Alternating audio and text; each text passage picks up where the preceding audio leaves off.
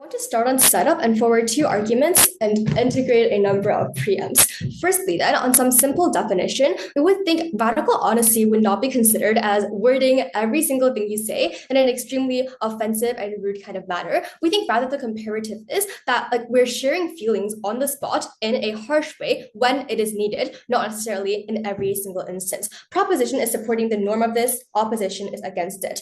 First argument then on transparency. The premise of this argument is that on proposition, people are more likely to lay out the truth on the spot and thus prevents lack of understanding, misunderstanding, and endless self-exploitation. When people directly express their feelings, for example, when I'm uncomfortable when you do that, at the moment, when the other person does this kind of offensive action, there's obviously an increased chance that the other member of that relationship stops doing this particular action. Because on the flip side, people tend to sacrifice their boundaries to keep their relationships going. They don't want to actively engage in direct conflict with the other member of their relationship. Consequently, they will likely tend to back down from their boundaries and to back down from what they expect from this other member of this relationship. This is especially true and harmful in unbalanced relationships where power imbalance is extremely significant. For example, a child and their parents, when the parents have an extremely large amount of control over the child, since they literally dictate which schools they're going to go to, what kind of food they get, where they live, and their overall future at a young stage. For example, in relationships where the husband and the wife has a large power imbalance, where the husband goes out and works and has the say. We think in these instances in particular, the weaker side does not necessarily want to challenge the stronger, even when the, let's say, more aggressive or stronger side, a member of that relationship, is actively infringing on their boundaries. And consequently, we think on the flip side, on their side, this leads to self-exploitation. This leads to people backing down on their boundaries and their normal expectations and opting into bad choices that they feel uncomfortable with because of the fact that they cannot do so in another better means. I think on proposition, how we solve this is that there is a norm of even the weaker sides voicing out their needs and boundaries explicitly in, at times when needed, a harsh or say a direct way when needed. Why is this radical honesty the only way we can achieve this? We think things like the normal kind of more passive honesty on their side is not enough when the playing field is already not even. Because if individuals are simply voicing out what they say, in these unfair relationships, the stronger side will just likely not listen at all. I think you shouldn't do this is definitely not so strong and impactful as doing this is not justified. It makes you quite a bad person. I think the ultimate impact of this then is that we to some extent level the playing ground of power and representation to the weaker sides of that relationship, to the children who have their dreams and hobbies suppressed by their parents, who literally extremely want to chase their dreams, but are but are pushed onto a path they don't necessarily like by their parents into a more, say, prestigious study. I think in this case then, proposition is allowing them to express their interests that can't be expressed on opposition, and consequently, we're increasing the power and balancing out this power imbalance within these relationships, benefiting the most vulnerable.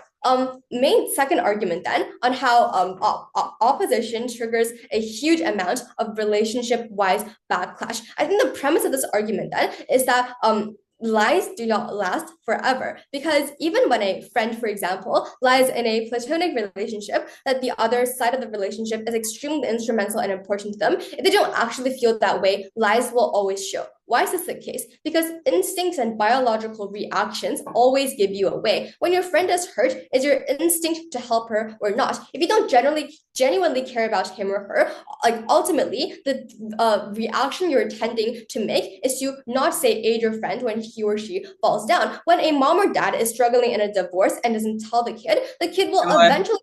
I'm sorry, I'll take it later.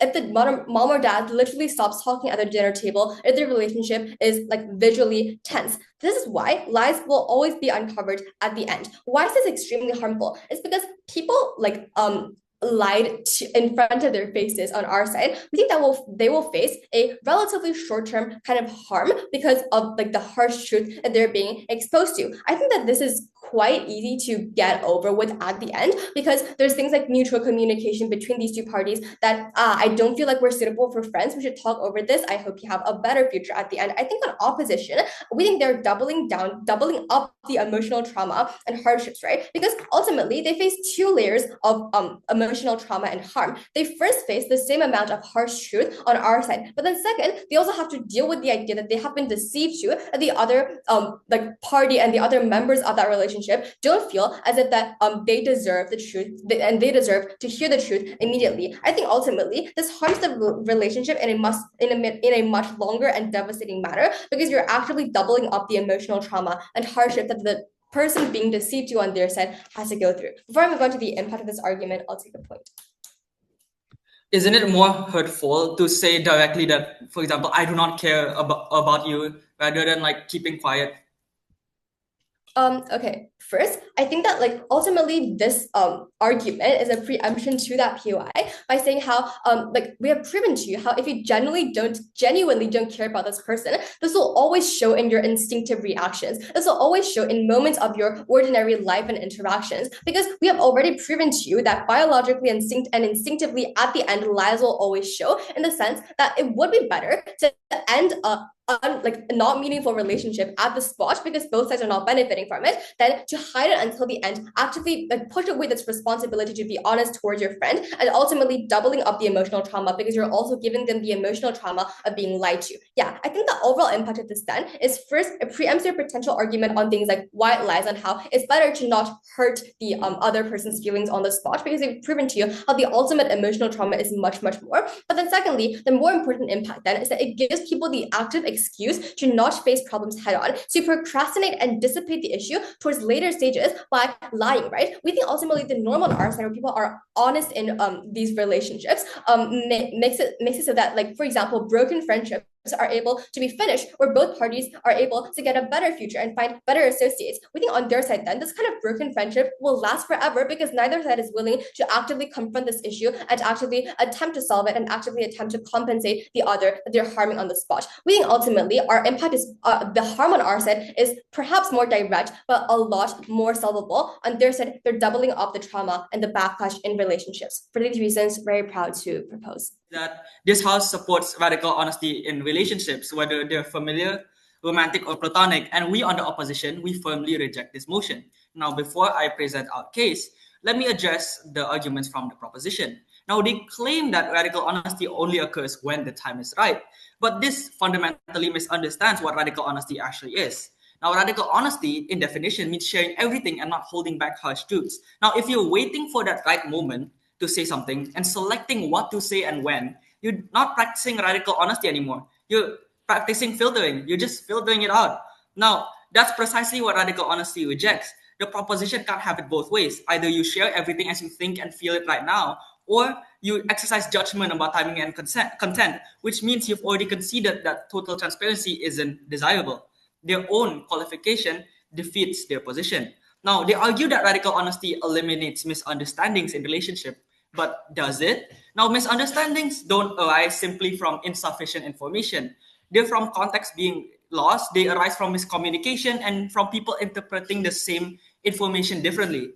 Now, if I tell you everything about me, everything that I thought about you, now I haven't eliminated the possibility of misunderstanding. I've actually multiplied it. Now you have to interpret not just my opinions, but also my passing thoughts, my momentary frustrations, and my feelings. Now you have to figure out which thoughts represent my settled views and which are just noise.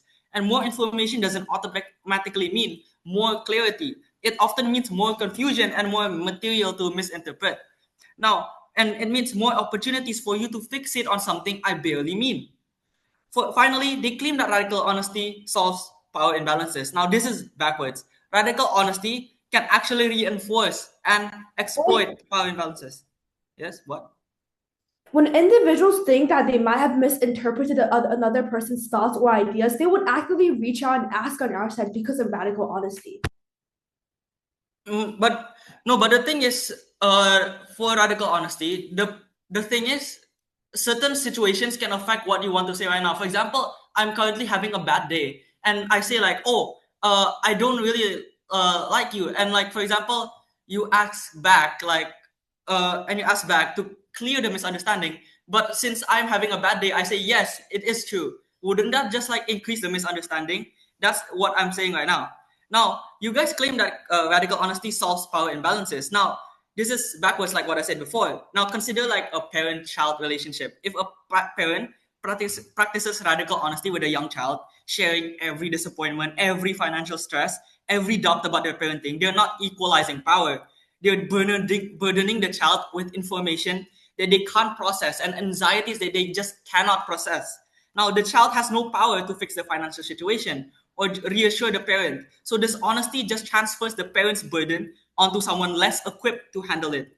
Now, power imbalances are solved through structural change and respectful communication, and not through forcing everyone to vocalize every single thing that they want to say, regardless of context. Now, let me present our first line of argument. Radical honesty, it represents unnecessary cruelty that is putting on a costume and acting as virtue. Now, here's the fundamental problem. So, not all thoughts are meaningful or stable. Now, our minds, they generate a constant streams of like reactions, judgments, and many of which can be like very contradicting. Now, I might feel annoyed with my partner, for example, in a moment of stress, then like realize I was being unfair. I might notice someone attractive, then immediately refocus on my relationship. Now, these passing events aren't just deep truths about my feelings. They're just like conscious noise of the consciousness. Now, radical honesty demands that we treat all this not noise as like the significant truth that are worth sharing to other people. Now, but why? But why should this moment of irritation that I'm having right now affect be having the same weight as an actual concern that I'm having right now? Why should a fleeting doubt be voiced as the same as something like a serious issue? Now, when we share every passing thought, we're not being more truthful, we're just being indiscriminate. We're failing to distinguish between thoughts that have actual meaning and thoughts that are simply just like momentary reactions to stress, hunger, and fatigue.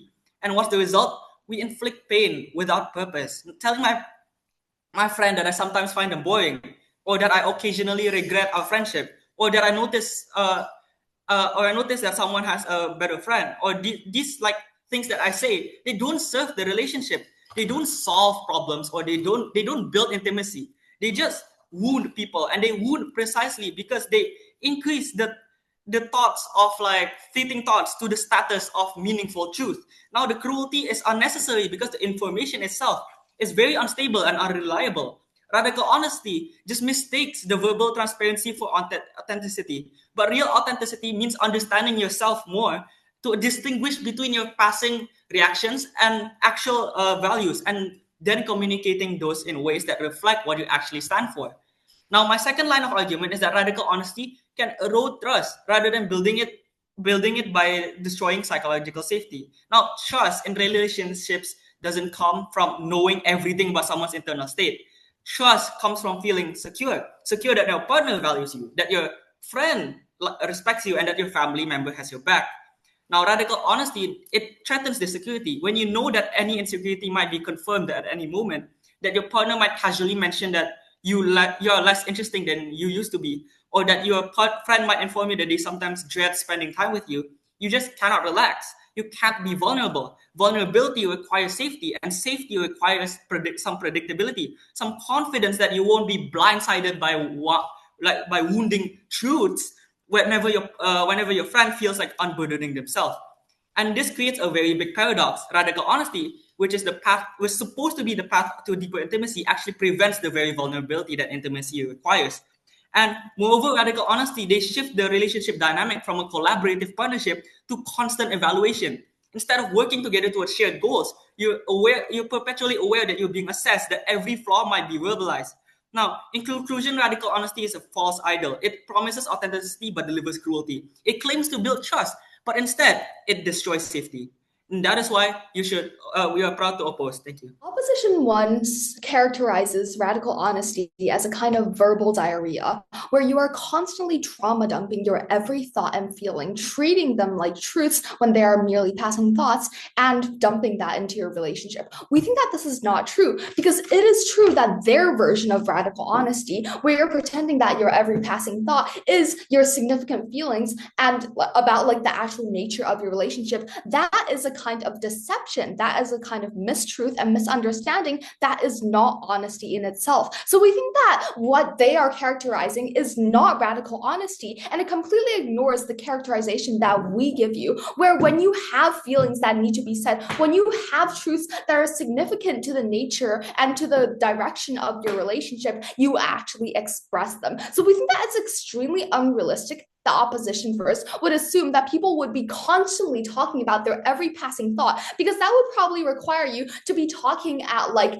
1,000 words a minute to be able to capture every thought that you have in your brain, right? So we would like to ask the opposition to be more realistic and accept our much more reasonable definition, where you are merely giving truths that need to be told, and for example, your harsh feelings, even when they can be harsh, but not being unnecessarily cruel, because that kind of unnecessary cruelty in itself is a kind of dishonesty. Now, let's move on from this misunderstanding and proceed to look out at their what they have told you, right? So we told you that, firstly, we asked a POI on how, assuming even under their definition of radical honesty, you would actually reach out and clarify if you think that there's a misunderstanding, because you would voice out your confusion in that sort of honesty that comes with having radical honesty in a relationship, right? And they say that, but that's not going to happen because, for example, if you're having a bad day, you're just going to tell your friend that you hate them. However, we think that actually on our side, what radical honesty would look like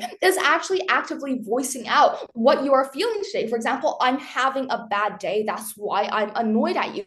In that sort of case, we are much less likely to have that sort of misunderstanding as compared to the sort of half-truths that we give in our relationships right now, where we're not necessarily going to voice out how we're having a bad day. And even if you don't directly tell your friend that you're annoyed at them, you're probably going to give them the cold shoulder, because you have a natural biological reaction where even if you're not honest, your bad mood is still going to show through nevertheless. So we think having this kind of passive aggressiveness is much worse than on our side, where perhaps you tell your friend that you're annoyed at them, but then you also tell them that you're having a bad day and why you're having a bad day. We're able to give them actually a full view of the situation instead of only a few subtle hints that make them feel like they themselves have done something wrong. So we think that having this kind of honesty prevents a kind of internalization of their problem. Another example being a parent-child relationship, where the parents, for example, are going through a divorce or a kind of issue and they're constantly frustrated, which means that kind of frustrated aura does reflect in their interactions with their children. If their parents choose to share with their children, and let me tell you, this is not trauma dumping. This is informing the child that this kind of frustration that the parents have while talking with them is not their fault. What this prevents is the child's internalization of the problem, because we tell you that when there is some kind of serious burden and truth that needs to be unloaded in a relationship, no matter whether or not you choose to tell it, it will show out in the sort of vibes that you give, in the way that you treat others, in the biological reaction that you give, how your expression, your tone, and the way that you act in a relationship. So we think that either side, what our opponent's world actually looks like is not the child not having that burden at all, but rather having it in an indirect way, not even being able to realize that they're having it, and thus not being able to solve the problem of the feeling like their parents are constantly annoyed with them and it's their fault and they're internalizing the problem. So we think that yes, we bite the bullet, that perhaps the child will have a burden if their parents tell them about the issues in their relationship or in their family, but we tell you that this is equivalent on the opposition's world anyways, and it's much better for the child to be able to clearly realize and know about this problem and thus be able to approach solving it or accepting it instead of feeling it through a kind of passive aggressiveness that they then internalize to think that it is their own fault. So we think that on our side, what we are not having is parents or or friendships have like constantly being trauma dumping or unnecessary cruelty coming out of nowhere, because that is not honesty in itself. Honesty is transparency. Honesty is expressing the full situation and the reason for your own actions. And we think that this not only leads to more transparency in relationships, but also leads people to actually reflect on themselves and be honest with themselves as to why they're treating others in such a way. Now, moving on to their second claim of eroding trust. They tell you that there will be a lack of security and safety in their relationships because they think that, oh, they're constantly going to be attacked by some random thought that they treat as a significant truth to their relationship. When we think that people are not stupid, they can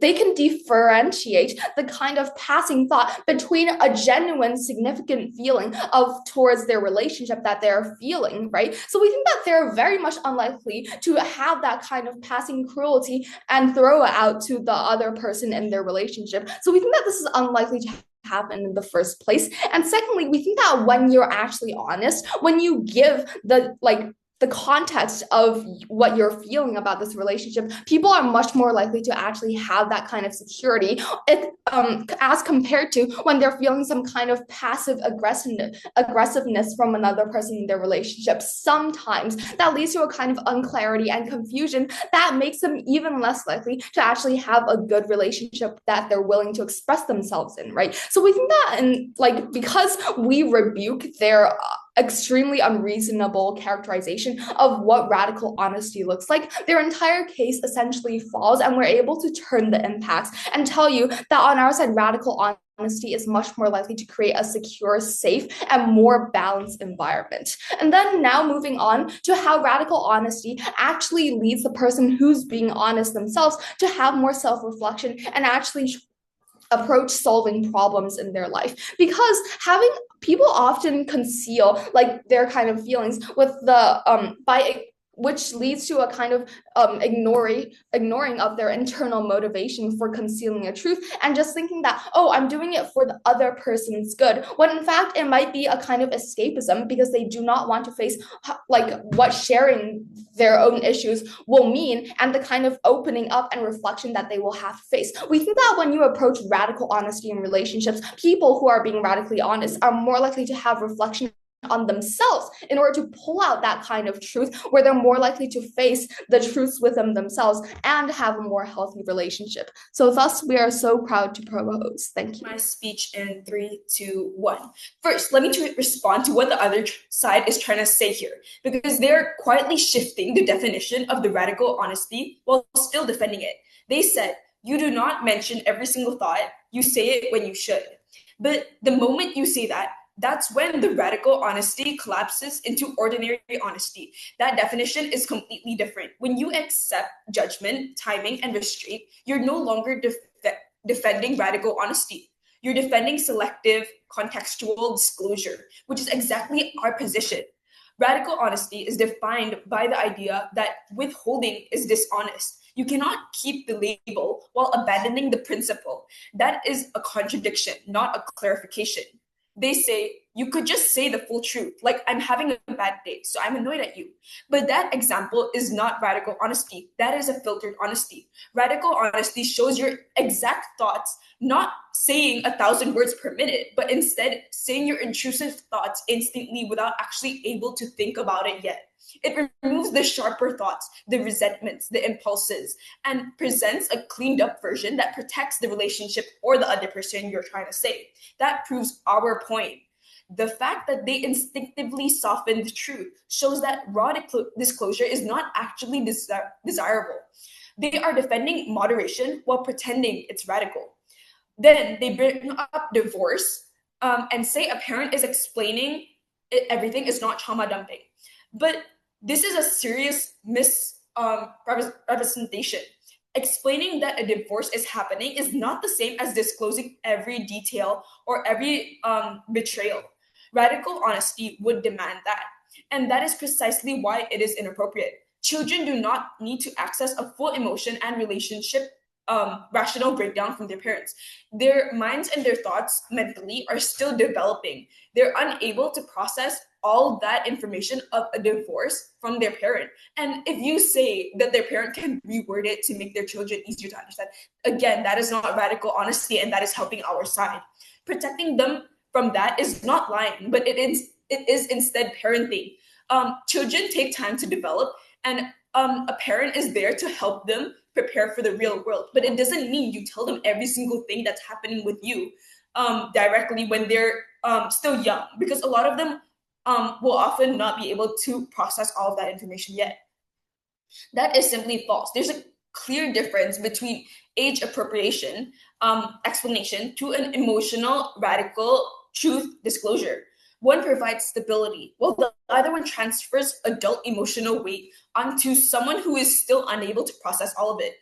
Treating those as equivalent erases responsibility and ignores the power dynamics. They also argue that people can differentiate between random thoughts and meaningful ones. Again, that is an admission that not all thoughts should be shared.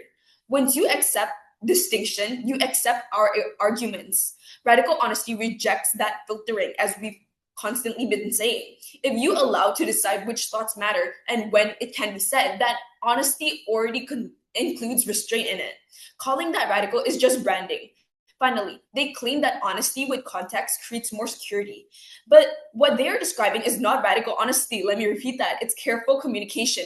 Context requires framing, judgment, and consideration for the listener. Radical honesty prioritizes disclosure over construction. It assumes truth alone is sufficient.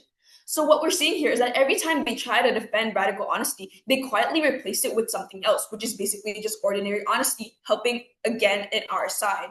They smuggle in judgment, timing, filtering, and protection. Then they call it radical honesty anyways, which is not the definition of it. That does not save their case, but it instead proves ours. Now, let me talk about two problems with radical honesty that often get missed.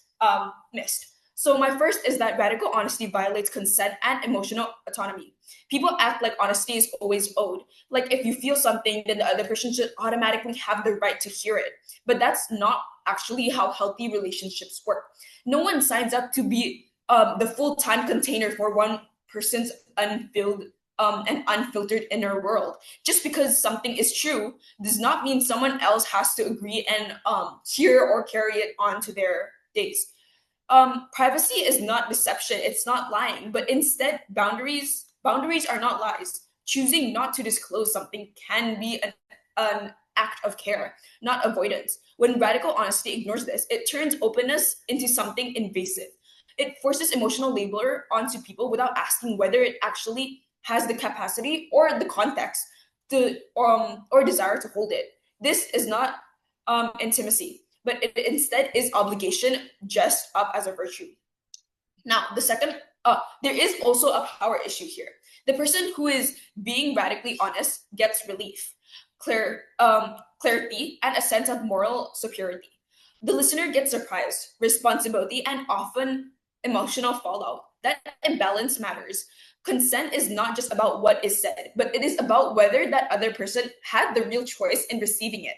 Now, the second problem is that radical honesty conflates transparency with intimacy. And in doing so, it also undermines genuine connection.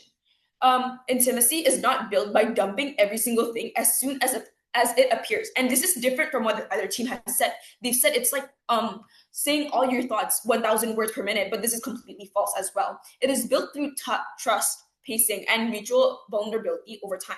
There is a meaning in choosing what to share, when to share it, and why. It doesn't mean that we're lying, but it instead means we're filtering the honesty, which is not radical honesty. Radical honesty skips that process and assumes that more information automatically equals more closeness, but that is not true.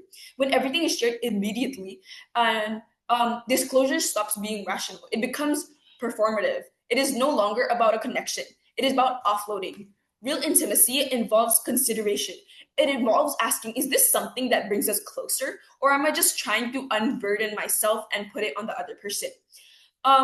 So in irony, this radical honesty claims to deepen the connection, but it often does the opposite. It ignores consent, flattens intimacy and replace mutual understanding with raw disclosure. And what gets lost in the process is the quiet, deliberate work that real closeness actually requires.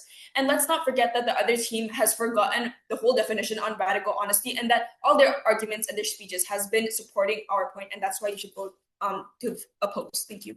Oppose when your time starts in 3, 2, 1. Firstly, what exactly is the definition of radical honesty? We believe that even if we go with the very uncharitable definition of our opponents, which is that is to say that if you disclose all the fleeting thoughts you have, for example, you think your partner is really annoying because you're having currently a really bad day. When you're being really radically honest and you're telling your partner that, you're likely going to explain the context of that thought. For example, oh, the reason I'm thinking you're really annoying is because I have a really bad day. We're likely going to be completely honest about this of the situation you are in and what led you having that thought, or else you're not being completely honest in the context in the first place anymore. And also, secondly, just because you are being radical honest doesn't mean that you have suddenly lost all emotional intelligence. That is to say, just because, for example, I think my partner is annoying, I'm not going to word it in the ways that, oh, I think you're so stupid, you're so dumb, and I never want to see you again. No, you're going to see it in the way that is to say that, oh, I think some things that you can change is this, right? You're not going to word it in such a cruel and such a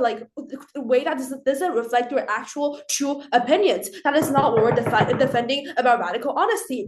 Now, with that being cleared, moving on to the two main clashes in this debate, which is firstly on the quality of the relationship, on an individual well-being in general, and secondly on trust in the relationship.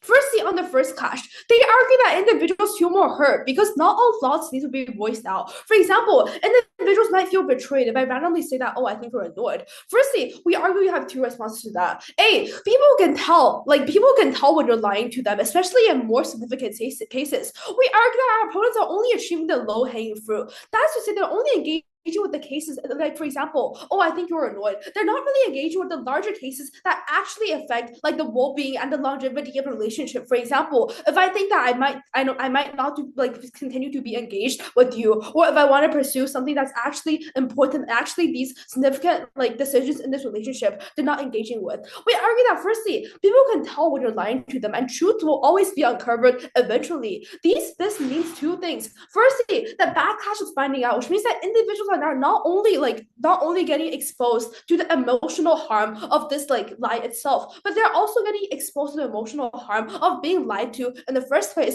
which means that the emotional harm is going to be much more significant on their side. But also secondly, on the internalization of issues. For example, if my partner today is being very if my partner today is constantly giving me the cold shoulder and not willing to engage and talk with me, I'm really gonna internalize the issue. For example, oh, is it my fault that my partner is feeling so annoyed today? Is it because I did something wrong? However, on our side, with that radical honesty, the individual is likely going to voice out that, oh, sorry, I'm having a really bad day today, so I might be really annoyed. It's not really your fault. We argue that this leads to this prevents the internalization of problems. But also, secondly, B, when you're actively voicing out your opinions, you are mentally prepared for a confrontation or for a whole-on discussion, right? That is to say, you likely are prepared to explain your stance and reasons and voice it out in a really emotionally intelligent way. However, the comparative is that when your lies get really passively discovered and you're suddenly confronted by the other individual about the lie you made before, you are likely not really mentally prepared for the confrontation.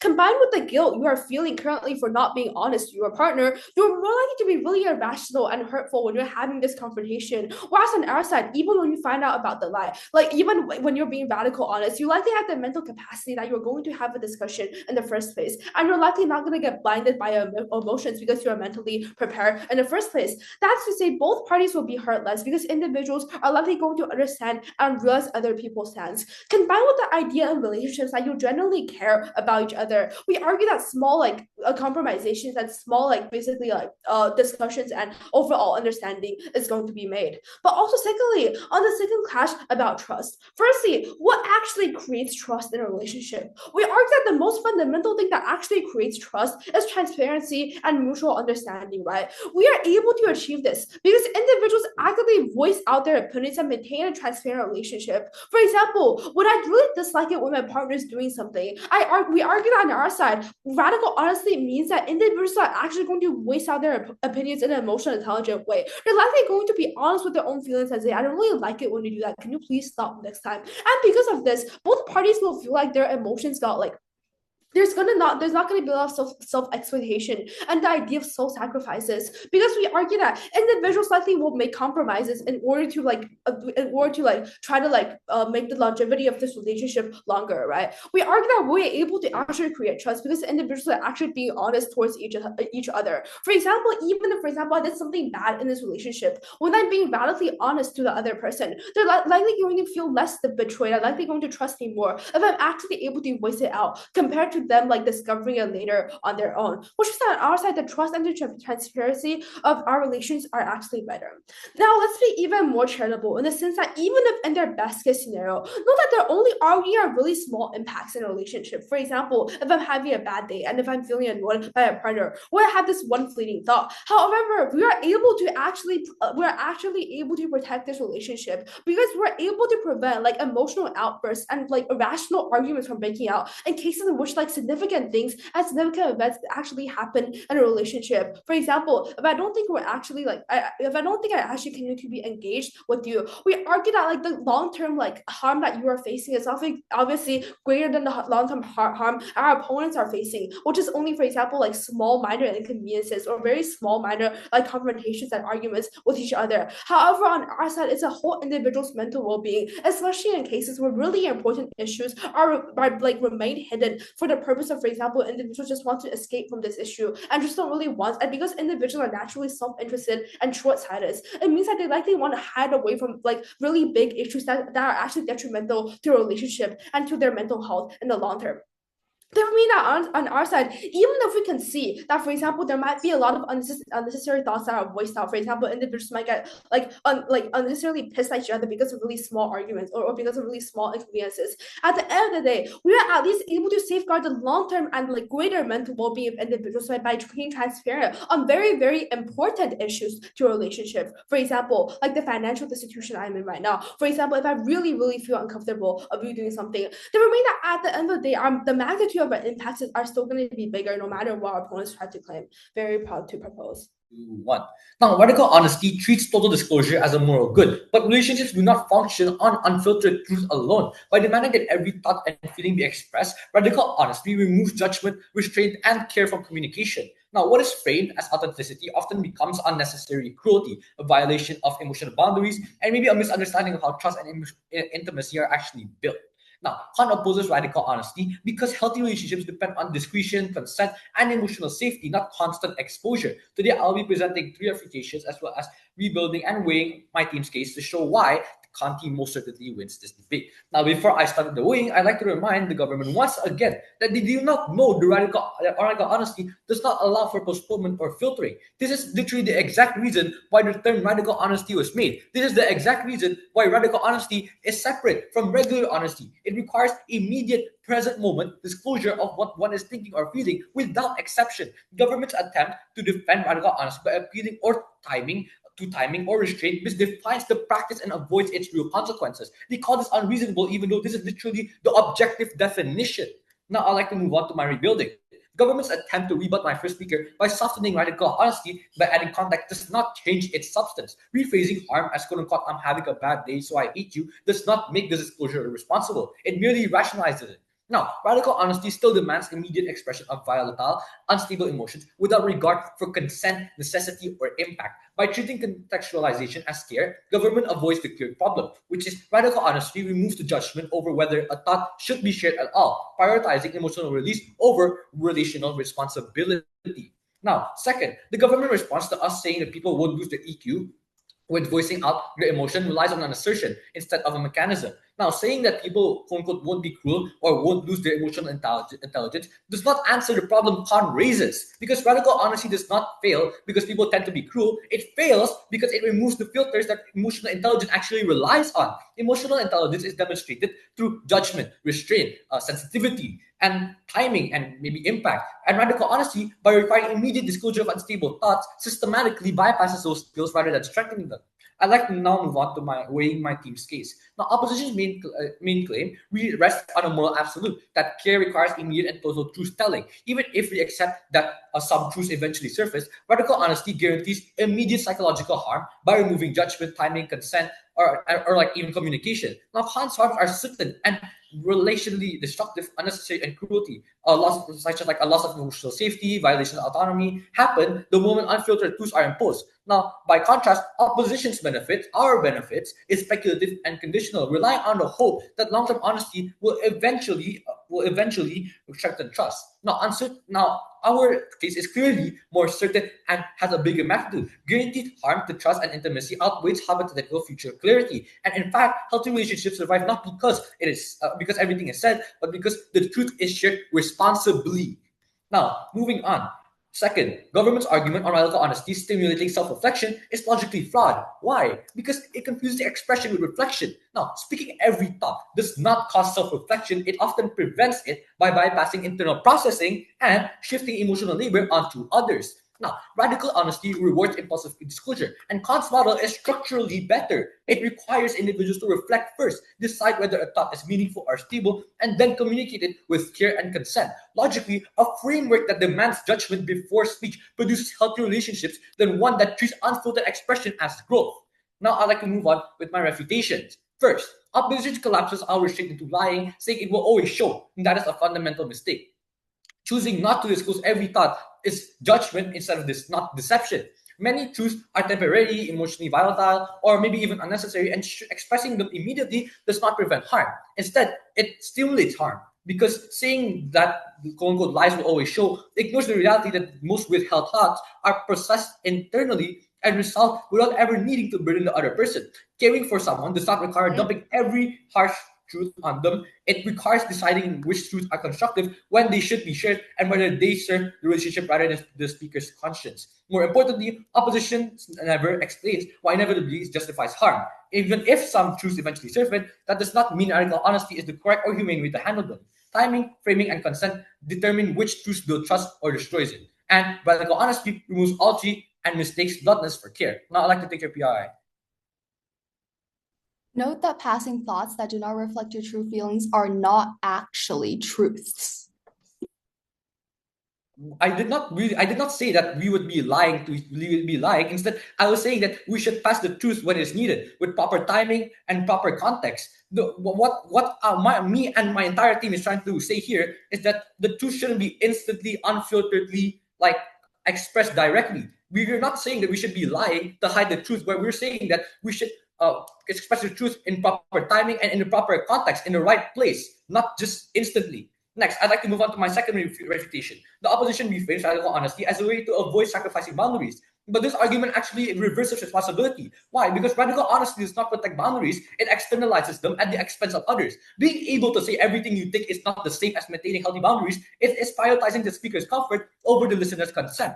Boundaries are about deciding what should be shared and what should remain private, not about forcing others to observe every single unfiltered thought in the name of authenticity. More importantly, opposition ignores that relationships are reciprocal. One person's boundary to say anything becomes another person's loss of emotional autonomy. Radical honesty, however, replaces mutual care with unnatural expression.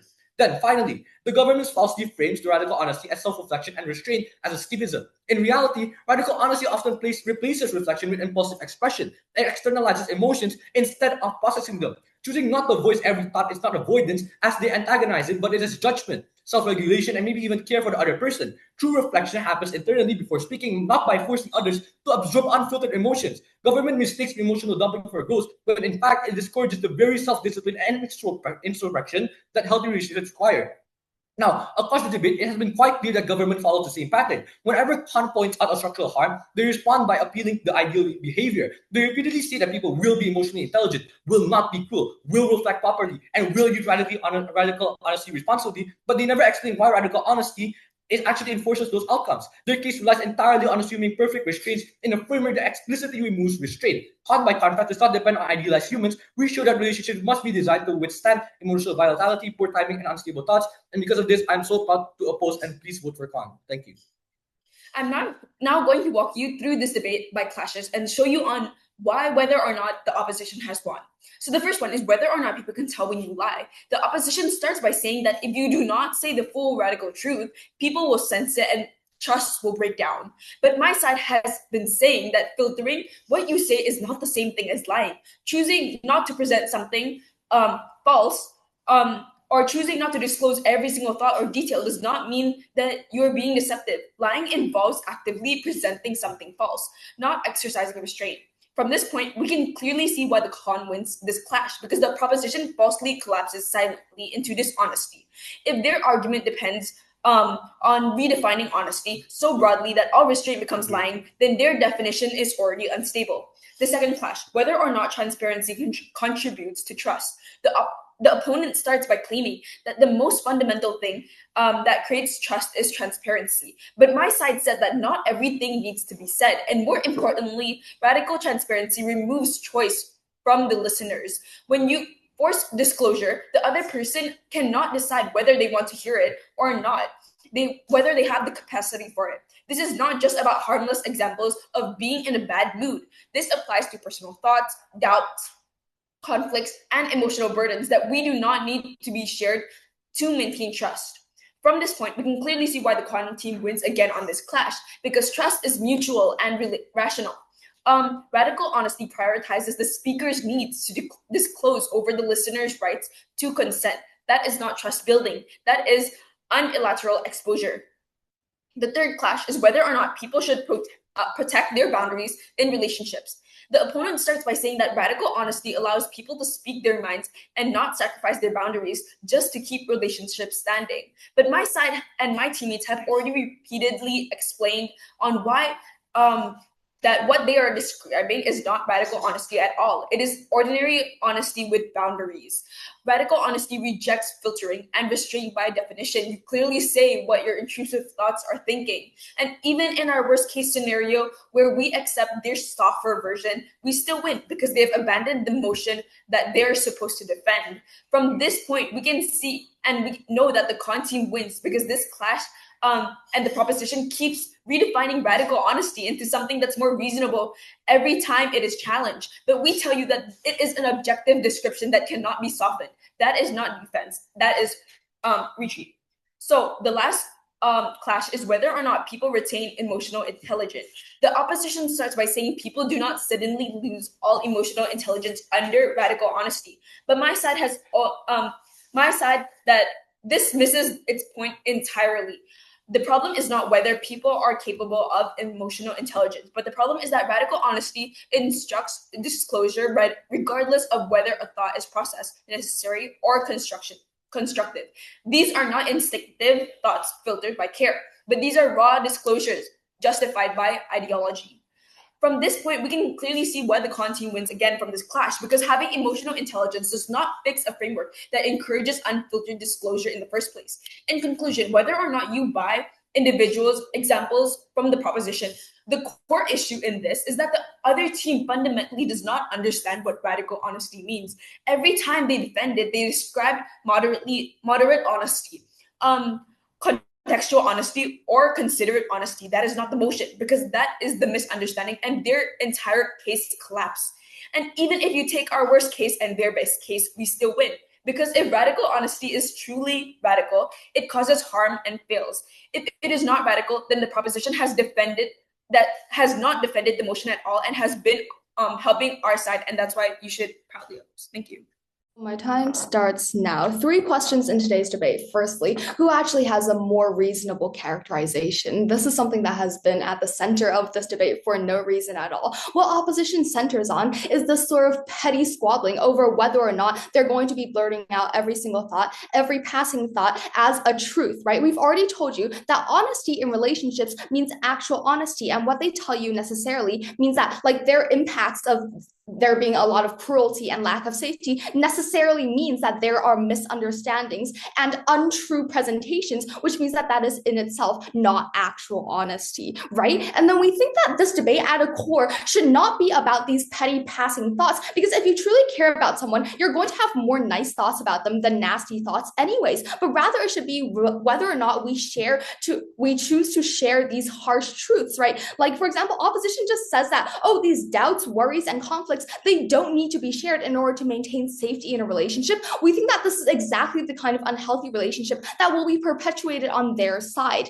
Now, that is why we win on a better characterization. Secondly, who actually engages with characterizations on both sides. We think that we are able to argue even within their unreasonable framework of how people are sharing every single passing thought as a truth, because we have told you that firstly, people are going to be able to give context that is honest in the first place, which means that the other side will be able to understand why they are having these thoughts. And secondly, that if you truly care about a person, you're definitely going to have more positive thoughts than negative thoughts about them. And if you have these negative thoughts and you share them out, that's more likely to expose an unhealthy relationship and stop it before it becomes damaging or like perpetuated and unable to escape from, right? So we think that on our side, we're still able to win even within their unreasonable characterization. And within our characterization, we think the opposition has made zero attempts to engage with it, because they say that, oh, even if we take their definition, they still lose because that's not their actual definition, which is them not taking our definition, which means that they have actually not faced any of our cases, whether it is backlash, whether it is having like more self-reflection. They have never engaged with our arguments while actually accepting our definition. So we think that on this term, we have been able to be much more engaging and much more charitable, even within their unreasonable definition, while they have made no attempts to explain why on their side relationships are still better if they are choosing not to share harsh truths, which is our definition, right? Because we tell you that from the very start of the debate, we have characterized that actually relationships by their nature are often not honest at all. They have no ordinary honesty, as they call it, because we have told you about how people often self-sacrifice their own boundaries and choose to be dishonest by not disclosing the truth. Even if it is not directly lying, they are not sharing their discomforts, which leads to an unhealthy relationships and lacks of transparency, right? That leads us to our third question: who actually has healthier relationships? We think that on our side, we're able to have more transparency and there's less backlash, because when it's for big truths like your doubts on a relationship, or you have a really big burden on you, you are still, the other side is going to feel your kind of passive aggressiveness or biological reactions no matter what. And our opposition has never engaged with this because they treated it as like the passing thoughts and filtering, when it is actually extremely large burdens. And however, we also tell you that we're more likely to lead to communication. Even if we bite the bullet and tell you that it may burden the others, we tell you that the other side will be burdened anyways with such big truths, and how you're more able to have communication as well as healthy reflection from both sides on themselves to be able to actually face these truths where they don't have to do so on the opposition side, because they don't even have to try to express them in the first place. So we think that in general, we're able to have a more reasonable characterization and even engage with their unreasonable characterization, and still prove that on our side, we're going to have much better relationships where people are actually willing to face the issues and not perpetuate unhealthy relationships. So for all of these reasons, we have a strong win for proposition. Thank you.